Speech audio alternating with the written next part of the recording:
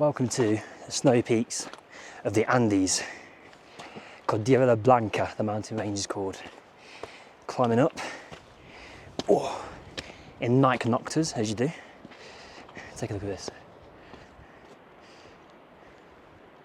It's a beautiful landscape. Hi guys, so you join me on a very warm day here in the mountain town of Huaraz. We're heading to Rocotuyocq today, which is a laguna nestled in the Cordillera Blanca mountain range. It's a 3-hour walk there and a 3-hour walk back. We've got transport to get there. It takes about a 2-hour drive to get to the point of starting. So yeah, come with me as we explore the mountainous landscapes, the emerald lagoons, and see what this area of the Andes has to offer. Let's go.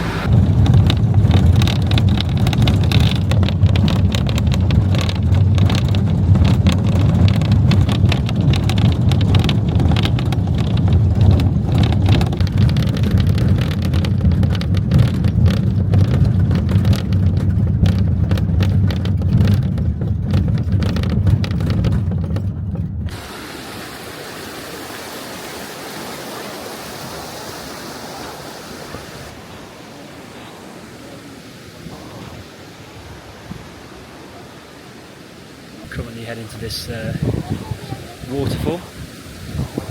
It's massive to be fair. In the valley of the mountains here. It's over there, look at it.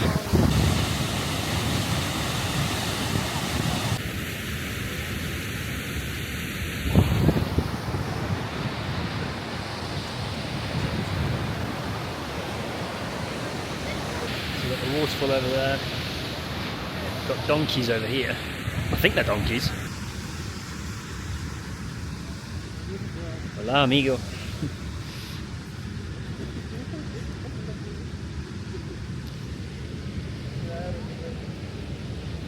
Oh, they're cute, man. I guess they're used to being stroked. It means there's poo everywhere because of the donkeys, but yeah, it's nice.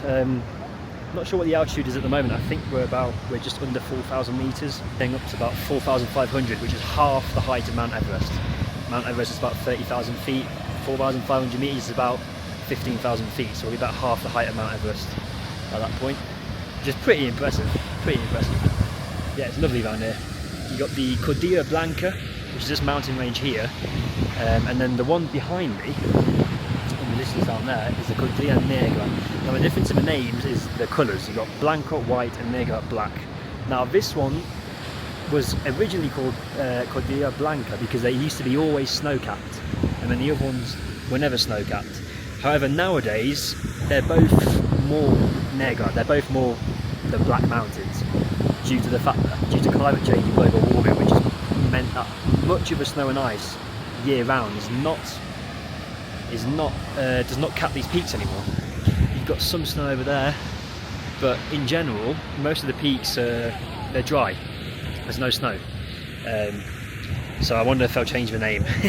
I don't think so, but yeah, that's just a clear evidence of climate change here in Peru. So the camera doesn't really capture how extraordinary the background here is, but I'm more mesmerised by the rocks than I am the waterfall. The formation of these rocks behind me on this cliff edge is absolutely beautiful. It's crazy. You can see all different layers from different periods in history, which I just think is absolutely mesmerising. Yeah, the height and the grandeur of this mountain does not come across on camera whatsoever, but wow, guys. Got I think the locals, they harvest the water from the waterfall to grow their crops over there. Would make sense. Looks like that's what they're doing. And yeah, up here you've got a lot of Quechua communities. So Quechua, which is the ancient language and ethnic group, a lot of them live up here in the mountains in the Andes. They're characterised, they wear like these large top hats, the women wear, with like skirts, colourful skirts. It almost looks colonial, the dress actually. And yeah, they walk around, most of them are street vendors selling handmade clothes that they make, or selling coca leaves, which help with the altitude. I've actually bought some, let me show you. Coca. Now I don't actually know if I'm allowed to show this on YouTube because it's technically illegal. Well, no, it's not technically illegal. In Europe it is illegal. It's considered a narcotic. Over here, There's some disputes about it, but it is legal, and it only contains about 1.9% of narcotic level cocaine. So, you know, it contains it, but it's nothing. It's not enough to do anything to you, really. It's used, particularly in the Andean region of Peru, to cure altitude sickness, as it cures thirst, dehydration, and headaches. It's also an anaesthetic, so it's used to numb headaches, and that's why when you chew it sometimes, you put these in your mouth and you chew the leaves, it sometimes makes your mouth numb and tingle. So when we get higher up later on, we'll have a try of these and see if it helps, because I have a feeling it's a myth. I have a feeling it's an old Inca /Quechua folklore myth. But hey, they all use it up here, so it must work.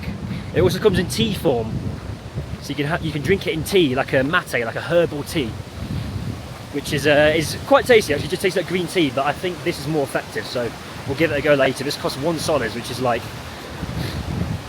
it's like 20p.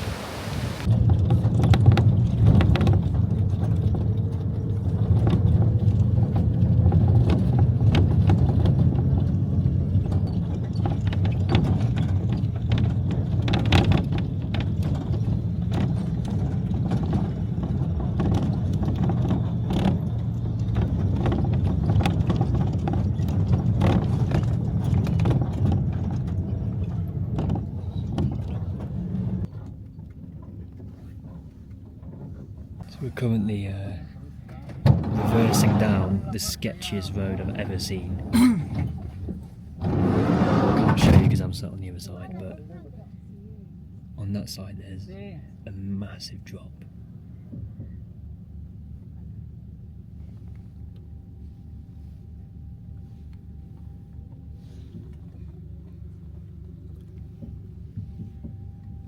It's the van in front of us is struggling to get up, so it's pushed us back, and it's meant that our drivers had to reverse down. Now, the problem with reversing down is it's so steep, is if you reverse down you can't really get back up. You can hear him trying to get up now. So sketchy. We're overtaking the van on the tightest road ever. I wish I could show you the drop. It's on the other side. Jeez.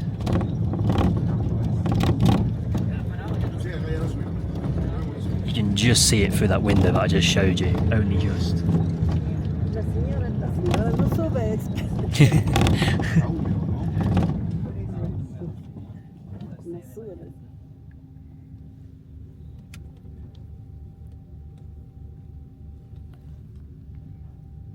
Don't know if you can make it out, but out that window is just like a few 100-meter drop, casually.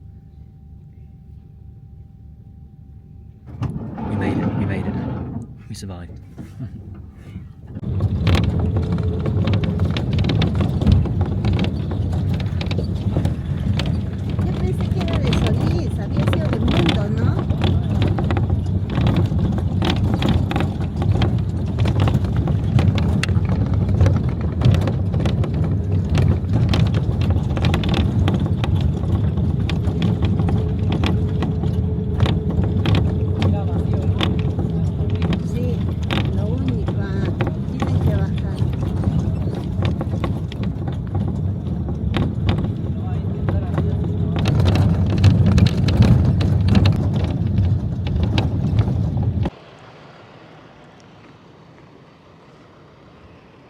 Welcome to Laguna Rocotuyocq.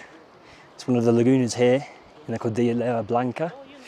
It's located 4,500 meters above sea level, which is about 14,900 feet, I believe, about 15,000 feet, which is about the same, the equivalent of halfway of Mount Everest. Mount Everest is about 30,000 feet, this is about 15,000. So it's pretty impressive. It's strange because it's warm, you know, it doesn't feel cold, but then you've got, just up there, you've got snow-capped mountains, which obviously, I mean, the altitude difference means it'll be much colder up there. However, it's just strange to be able to be down here in short sleeves while it's Up there, you can see snow. Look at this though, beautiful. Absolutely stunning.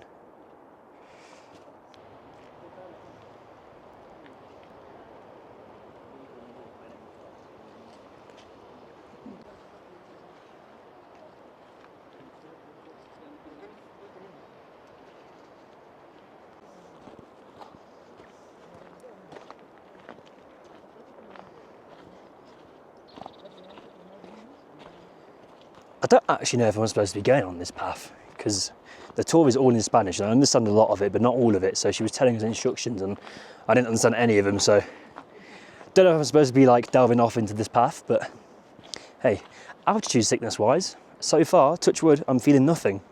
I feel fine. Yeah, you feel a little bit more dehydrated because of the altitude, because of the thinness of the air. But apart from that, it's nothing crazy. It might be because I had the coca tea earlier this morning.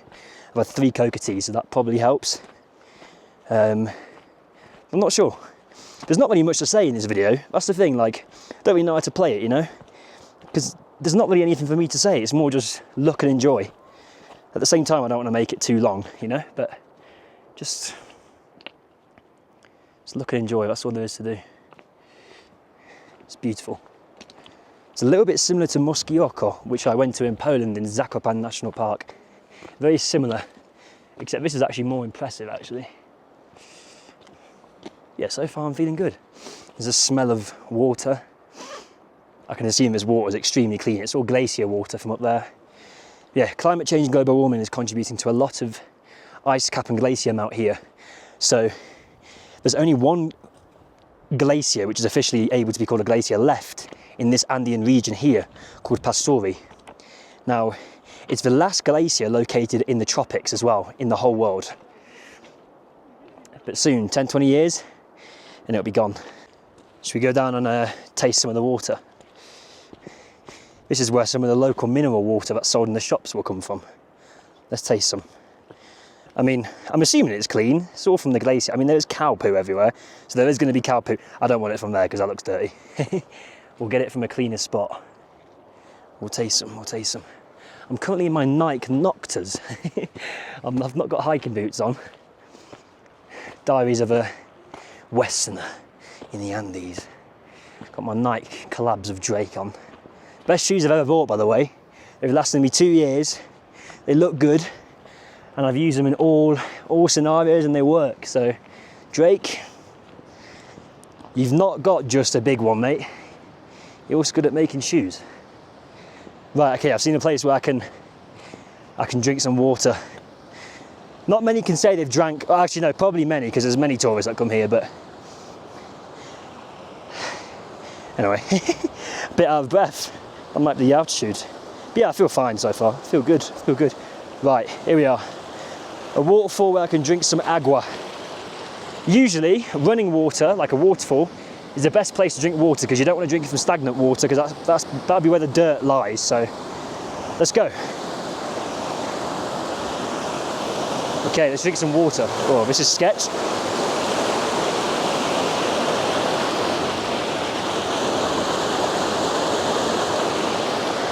Let's try some.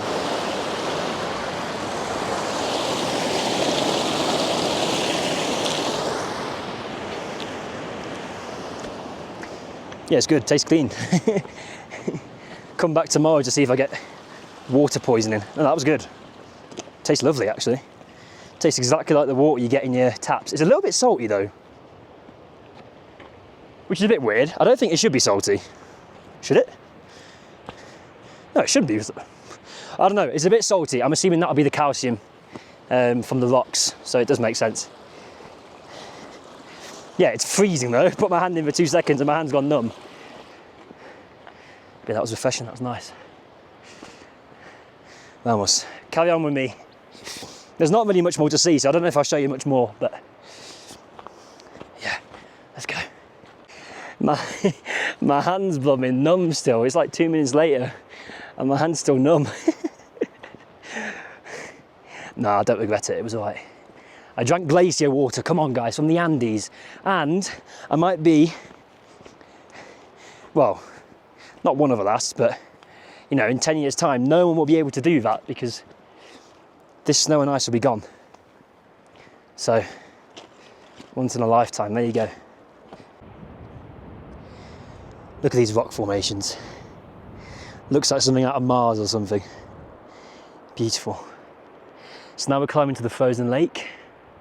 I mean, they told me it was just trekking, but it's like, it's trekking, but it's like mixed with a bit of climbing, you know? Let's go up. I'm assuming we're going up there. Yeah, up there to the frozen lake. Vamos, vamos, vamos. I'm feeling good. Not time to whip out the coca leaves just yet. I don't think. Now got a rope assisting us. I mean, it's not really needed. Watch me. Watch these circus skills. Okay, I just said that. I'll just use the rope. The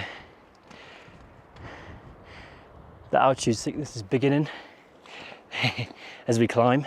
The thing is, I can't tell if it's altitude sickness or if it's just tiredness, because I mean, I'm climbing up steep rocky interfaces, so you know, whether it's altitude sickness or that, you can't really differentiate, to be honest.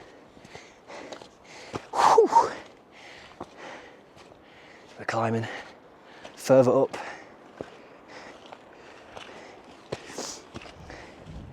Nah, this is easy, mate. Definitely not out of breath.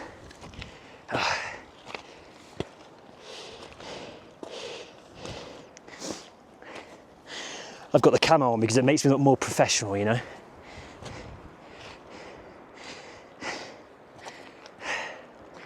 Oh God, the views just get better and better. Let's go over here. I like the look of this rock. Good photo op. Oh shit, if I don't die, get to it. There we go. So we've now got the frozen lake in view and the glacier. I mean, it's half frozen really. I'm going to ask if that's to do with the season or if it's to do with climate change. I'm assuming a bit of both, maybe. So we'll head down there. So, I think they spoke Spanish, so they're either from Spain or from Latin American country, but there are these lovely ladies who I got talking to, joking around, whatever, and then they asked if everyone wanted a picture taken of me against the backdrop. I was obviously like, yeah, of course. And then I took one of them too, and then hola, and then they asked for one with me. I think they fancied me, to be honest. Well, that's what I like to think anyway, that's what I want to think. But she has to take a photo of me, so we took a photo together, so random. And then I didn't put my arm around her because I was like, that's kind of weird. And then she was like, no, I'm here. So I was like, okay. And then we swapped numbers to, so I can get the photo. So I'll insert the photo here, somewhere. There you go. I don't know if they wanted the photo because they think I'm Leng, or if they think I'm famous because of the camera, but there you go. That was funny. So you've got the frozen Laguna and the not frozen Laguna. Frozen, unfrozen. Frozen, unfrozen. I think I prefer this one, but that one's impressive nonetheless. Oh, thumb's in the way. All right, let's go down, because I've done enough talking, enough waffling, enough taking pictures with my fans, you know, with my 40 subscribers. Hey, maybe they watch me. They could be one of the 40. Yeah, let's go. So we've arrived at the frozen lake and the glacier. I don't actually think it technically counts as a glacier, because I think glaciers scientifically have to have a certain size. So I don't think this counts, but I can assume this is a remnant of a glacier. Looks like polar bear territory. It's not, by the way, but close look at the mountains. I feel like all I've shown you is snow-capped mountains today, so I'm going to cut a lot of it out because I've shown you way too much, but look at this.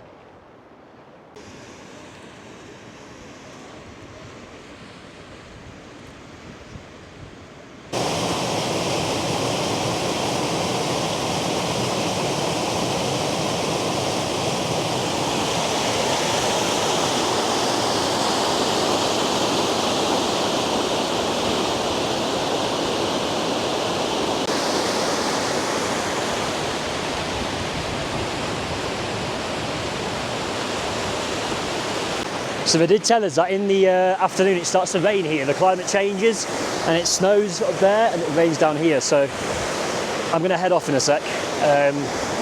Let's have one more fresh taste of glacier water. Let's have a try. You ready? I'm going to get soaked.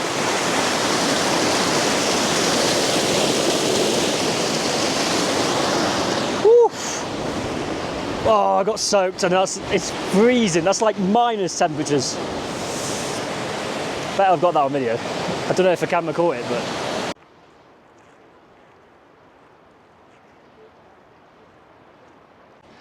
Okay, so now we're climbing to go back. You can feel the altitude for sure. Getting a bit lightheaded, way more breathless. Yeah, 100% you can feel the altitude when you're climbing. But take a look at this older lady. She's bossing it better than me.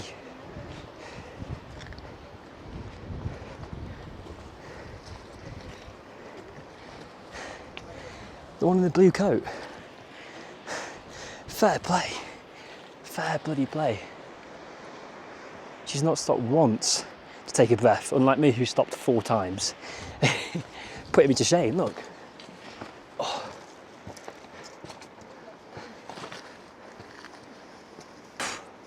Go on. That's all I want to be when I'm older. I think it might be time to whip out the coca leaves soon.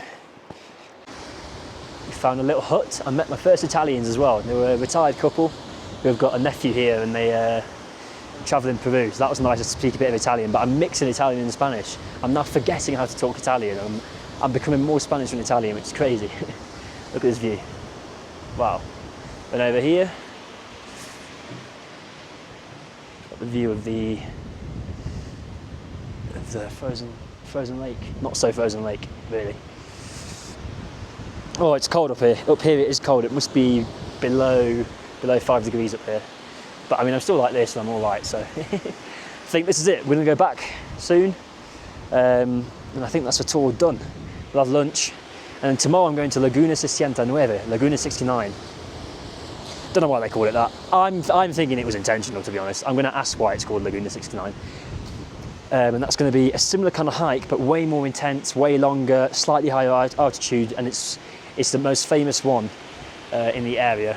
So we'll go there tomorrow and I'll take you along for the ride again. Probably going to split this video up into like 3 days in one video, just so it's, you know, I'm not milking it. Yeah, I'll see you later, or I'll see you tomorrow at Laguna 69. Let's go.